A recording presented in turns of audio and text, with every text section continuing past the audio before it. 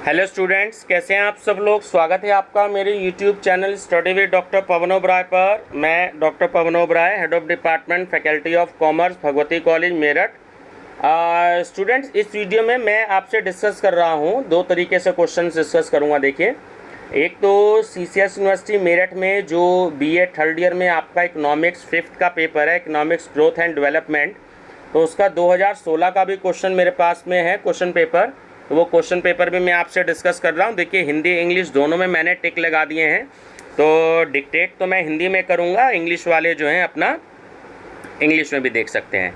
दूसरा, first time आप मेरे चैनल को अगर देख रहे हैं तो मेरा channel study with doctor Pawan Oberoi को सब्सक्राइब कर लीजिएगा, लाइक और शेयर भी करते रहिएगा अपने फ्रेंड सर्कल में, क्योंकि जो है कल 8 जुलाई है और 8 जुलाई से एग्ज़ाम्स शुरू हो रहे हैं।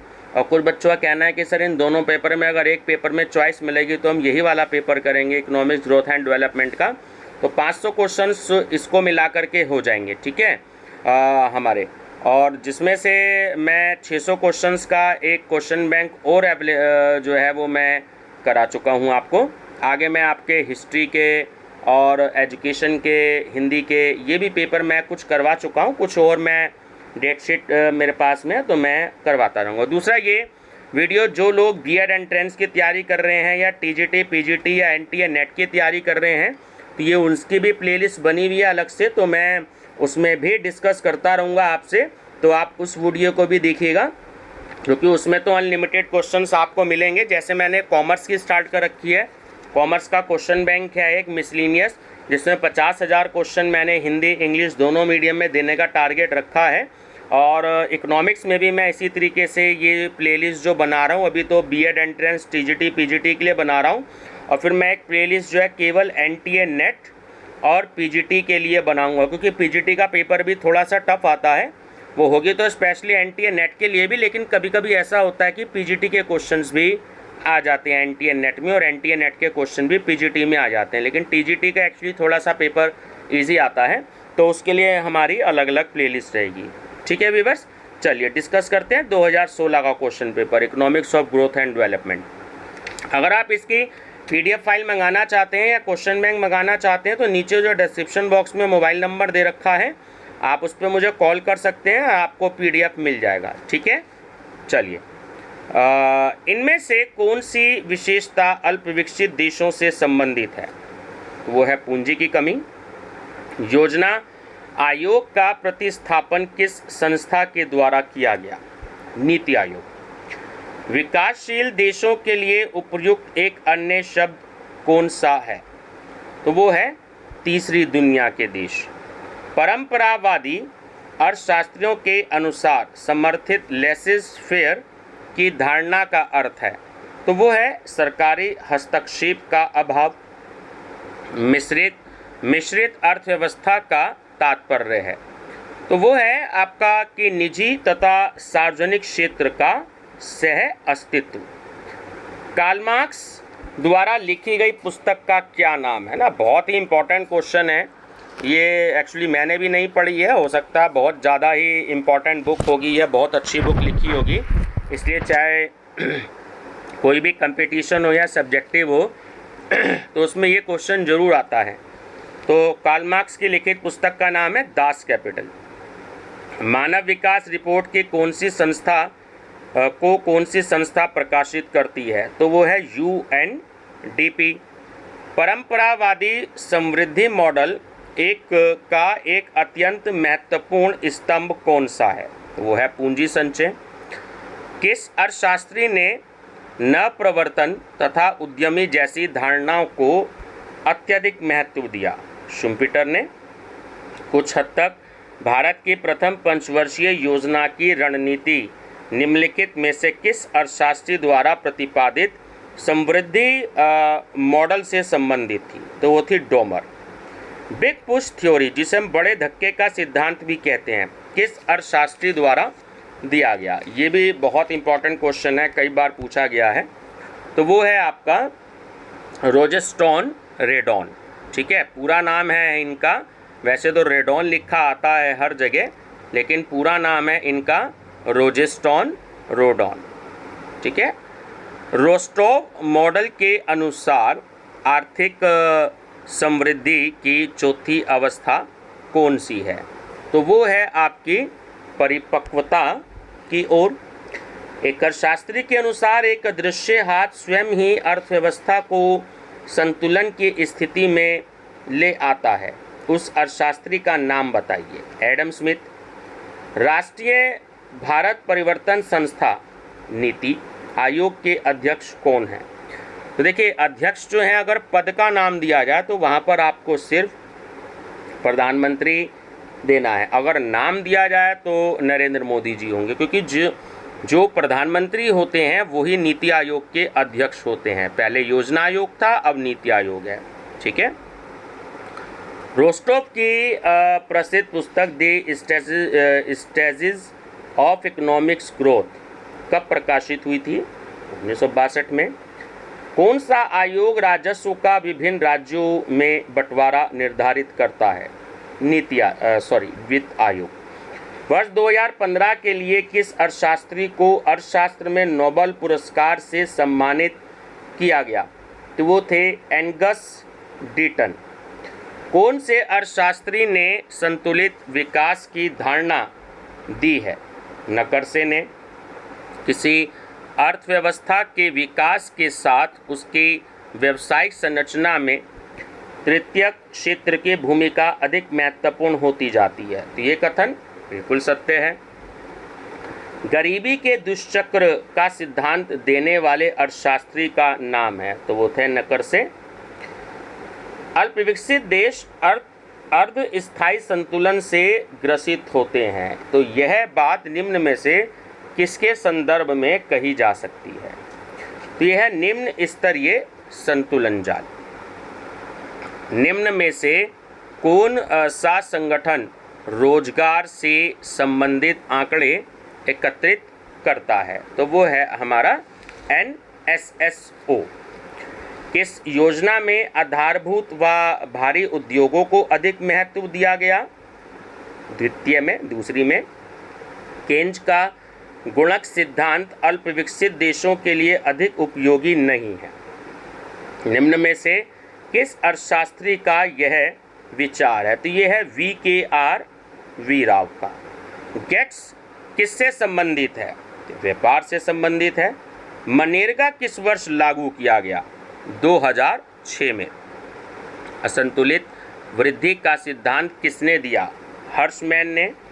समानांतर अर्थव्यवस्था निम्न में से किसे दर्शाती है? काला धन को, ब्लैक मनी को।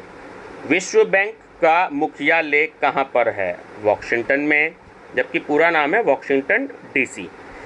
व्यापार शेष में क्या शामिल होता है?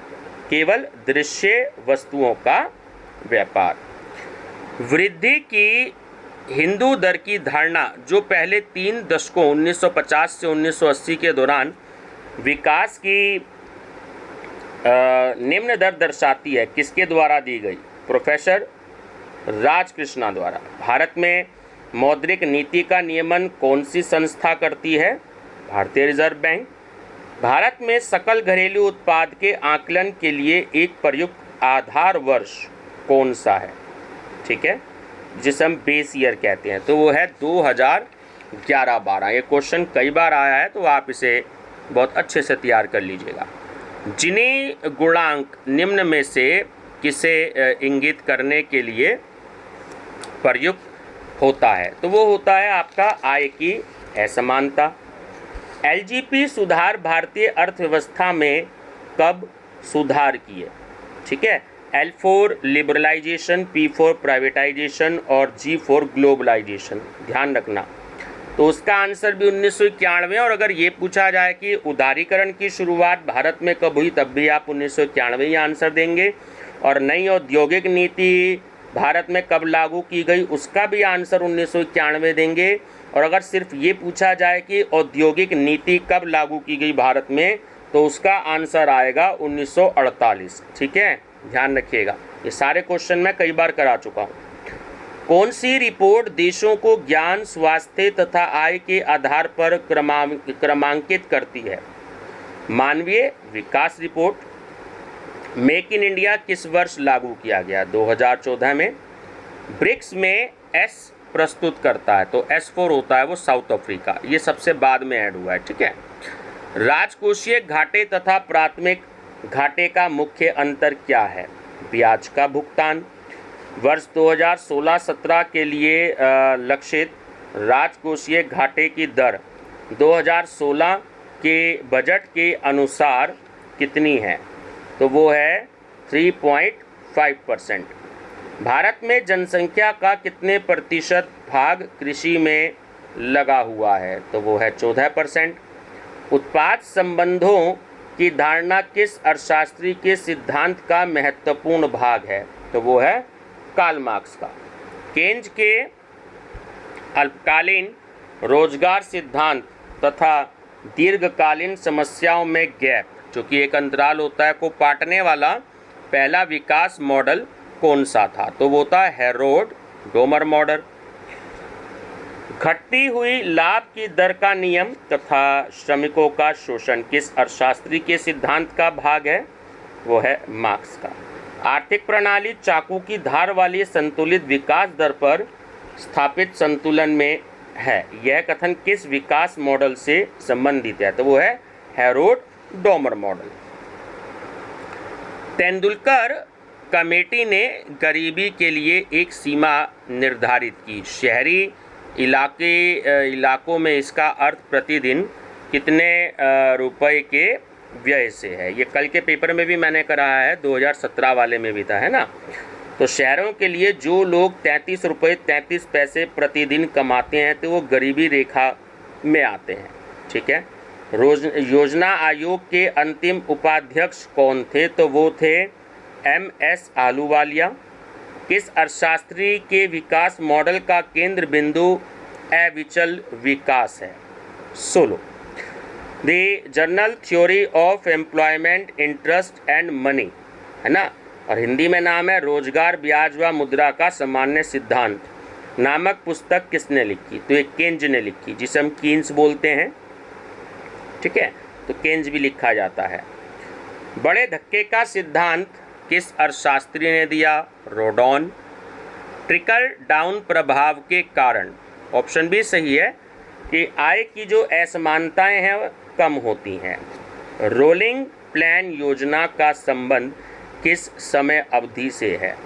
1978 से 80। भारतीय रिजर्व बैंक के वर्तमान गवर्नर जनरल कौन हैं?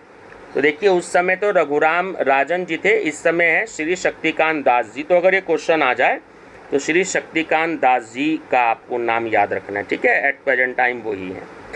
WTO की स्थापना किस वर्ष हुई थी? 1 जनवरी 1995 को।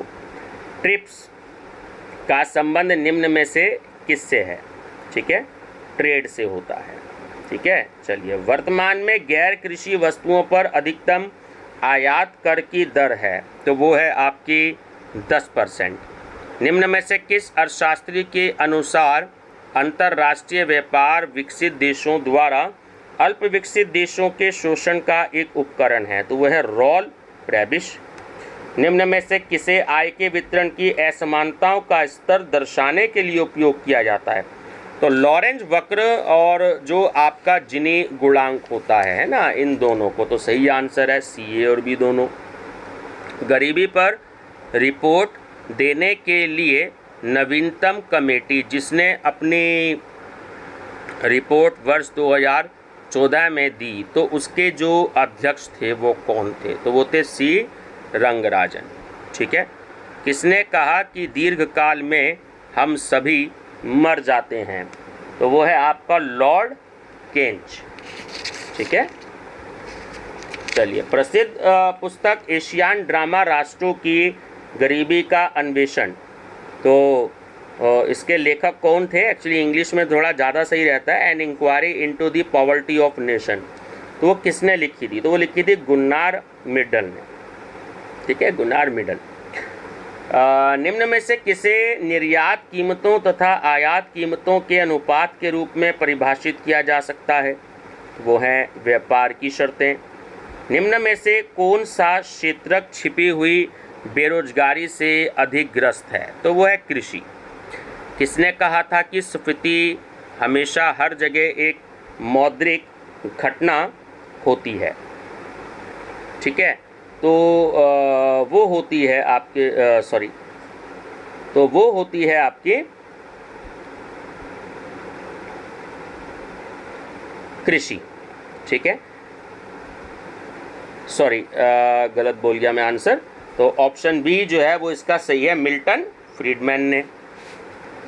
कौन सा मॉडल अल्प विकसित देश की अर्थव्यवस्था को दो भागों में बांटता है, पूंजीवादी क्षेत्र और निर्वाह क्षेत्र? तो वो है लुईस मॉडल में।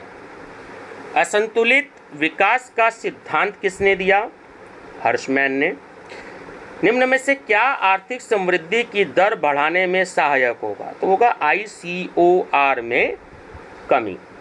दक्षिण दक्षिण सहयोग, ठीक है, में दक्षिण से क्या अभिप्राय है? तो वो विकासशील देशों से अभिप्राय होता है। इनमें से किस अर्थशास्त्री ने गरीबी को सामर्थ्य के अभाव के रूप में परिभाषित किया है? अमर्त्य सेन। कौन सा मॉडल अल्प विकसित देशों को अर्धस्थायी प्रणालियों के रूप में वर्णित करता है? तो वह है लेबस्टीन। कोठारिया योग का संबंध निम्न में से किससे था? देखिए, बड़ा ही इम्पोर्टेंट रोल है हमारे इंडिया में कोठारिया योग का। NTA नेट में भी क्वेश्चन जरूर आता है और PGT में भी क्वेश्चन इसका जरूर आता है, कोठारिया योग का, है ना। तो शिक्षा के क्षेत्र में जो था कोठारिया योग का एक बहुत ही इम्पोर्टेंट रोल है हमारे भारत में। इस प्रसिद्ध पुस्तक 21वीं सदी में पूंजी के लेखक कौन हैं? तो वह है थॉमस पिकेटी।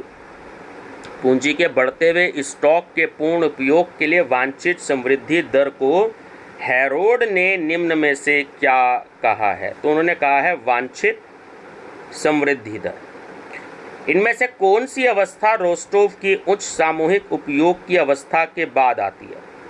देखिए, कोई नहीं आती, ना तो परिपक्वता की ओर, ना उड़ान की अवस्था और ना उड़ान से पहले की परिस्थितियां। तो ऑप्शन डी करेक्ट है कि इनमें से कोई नहीं।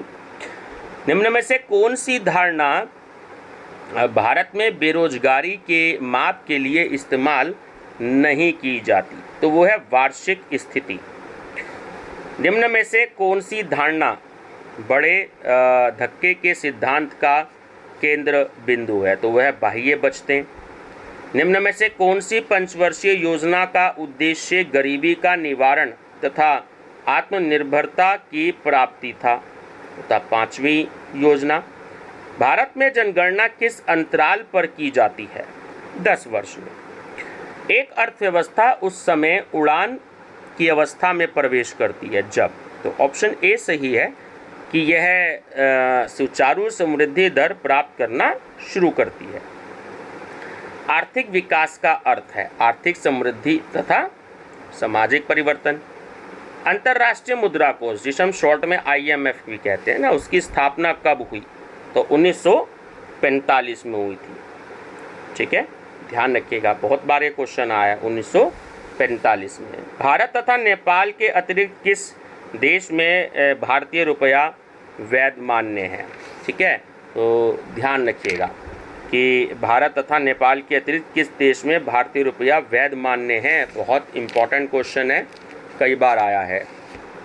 तो ये जो है एक्चुअली भूटान में भी मान्य है, मतलब कि भारत का रुपया नेपाल में तो चलता ही है और भूटान में भी, है ना, तो ध्यान रखेंगे। भारतीय अर्थव्यवस्था निम्न में से किसका उदाहरण है? मिश्रित अर्थव्यवस्था का। यह अवधि सतत विकास द्वारा गढ़ा गया था, तो वो था आपका ब्रटलैंड। निम्न में से कौन सा देश रोस्टोव की उच्च सामूहिक उपयोग की अवस्था में पहुंचने वाला पहला देश बना? तो वो बना USA। ग्रामीण इलाकों में शहरी सुविधाएं मुहैया कराना, तो कर PURA है ना, शॉर्ट में इसका नाम है। तो कर धारणा किसकी देन है? तो यह है डॉक्टर APJ अब्दुल कलाम जी की। निम्न में से क्या भारतीय नियोजन की विशेषता नहीं है? तो वो है अनिवार्य। आर्थिक सर्वेक्षण कौन प्रकाशित करता है? वित्त मंत्रालय, मिनिस्ट्री ऑफ फाइनेंस। 14वें वित्त आयोग के अध्यक्ष कौन हैं? तो वो हैं डॉक्टर YV रेड्डी। निम्न में से क्या एक अल्प विकसित अर्थव्यवस्था की विशेषता है? तो कुशल श्रमिकों का अभाव और प्राकृतिक संसाधनों के पूर्ण उपयोग और जनसंख्या वृद्धि की तीव्र दर, ये सभी है। दोहरी अर्थव्यवस्था में इन दोनों का सह अस्तित्व होता है, तो पारंपरिक तथा आधुनिक क्षेत्र का। इनमें से किस वर्ष जनसंख्या के इतिहास में महान विभाजन का वर्ष माना जाता है ना? एक तो मंदी का क्वेश्चन आता है, ठीक है, तो वो भी 1921 था, और जो जनसंख्या के इतिहास में महान विभाजन का वर्ष है ये भी 1921 माना जाता है। निम्न में से कौन सी पंचवर्षीय योजना ने भारत में औद्योगिकरण की नींव रखी? तो वो थी दूसरी। इनमें से क्या WTO का पूर्ववर्ती था? मतलब WTO की जो स्थापना थी वो किसकी जगह की गई? तो गेट की जगह की है ना। बहुत ही कॉमन क्वेश्चन है, कई बार आया हुआ है। परंपरावादी मॉडलों के अनुसार रोजगार का स्तर किसके द्वारा निर्धारित होता है? कुल पूर्ति द्वारा। यदि बेरोजगार लोगों की संख्या तथा श्रम बल दोनों में 1 करोड़ की वृद्धि हो जाए तो बेरोजगारी की दर में क्या होगी? वृद्धि होगी, जाहिर सी बात है। श्रम की असीमित पूर्ति वाली अर्थव्यवस्थाओं के लिए सिद्धांत देने वाले अर्थशास्त्री कौन थे? तो वो थे लुईस। कुंजनेट्स की उल्टे यू की अवधारणा का संबंध किसमें परिवर्तन से है? तो वो है आय की असमानता। किसने भविष्यवाणी की थी कि जनसंख्या में वृद्धि ज्यामितीय श्रेणी से होगी जबकि अनाज में वृद्धि समांतर श्रेणी से होगी? तो ये माल्थस ने बोला था। विदेशी व्यापार के लाभ के सबसे आरंभिक समर्थकों में से एक थे, तो वो थे रिकॉर्डो। ठीक है व्यूअर्स, ये जो है यूनिवर्सिटी की आंसर शीट है जो यूनिवर्सिटी ने प्रोवाइड कराई है। ठीक है, तो ये आपका क्वेश्चन पेपर अब पूरा हो चुका है। मेरे पास इससे आगे के अवेलेबल नहीं हैं, तो 5 साल के मैं आपको ये करा चुका हूँ, तो आप इनको जरूर पढ़ के चाहिएगा। और जो 600 क्वेश्चंस मैंने आपको दे रखे हैं आपकी प्लेलिस्ट में अलग से, तो आपके पास लगभग 1000 से ऊपर क्वेश्चन जो हैं वो आपके हो गए हैं। ठीक है व्यूवर्स, अब आपका पेपर है, आप इसकी तैयारी कर लीजिएगा। मेरी तरफ से आपके लिए बेस्ट ऑफ लक, बहुत अच्छे से तैयारी करिएगा। ठीक है व्यूवर्स, और जैसे ही ये वीडियो आप तक पहुँचे तो अगर आपने फ्रेंड सर्कल में अपने शेयर ना की हो तो इसको आप ज़रूर शेयर कर लीजिएगा ताकि वो लोग भी बेनिफिट ले सकें। ठीक है व्यूवर्स, थैंक यू।